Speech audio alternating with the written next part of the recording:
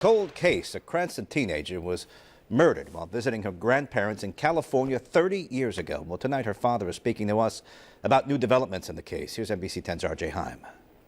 The fact that the two guys killed her doesn't really make any difference in terms of what's important to us. Sam Huff's daughter Claire was 14 years old, by all accounts a free spirit, righteous, and many years ahead of her time in the summer of '84 when she went to San Diego to visit her grandparents. One night she went to the beach alone.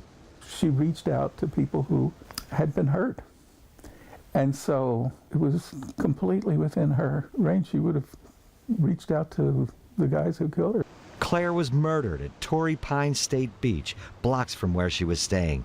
She was beaten, strangled, her body mutilated.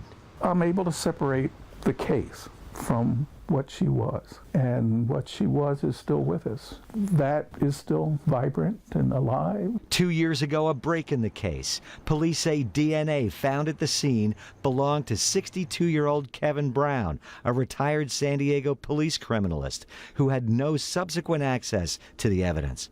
Brown's home was searched last year, and when he learned of an imminent arrest this past Tuesday, apparently he killed himself at San Diego State Park.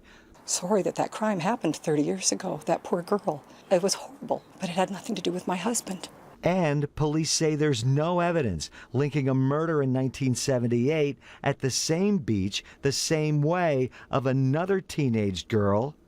Another suspect in both cases, Ronald Tatro, was 67 when he died in a Tennessee boating accident.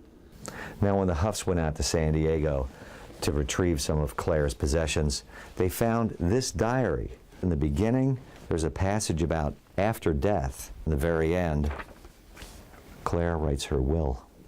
You know, in the end, in our humanity, had to feel sorry for the guy, that he had such demons that he could do that. R.J. Heim, NBC 10 News.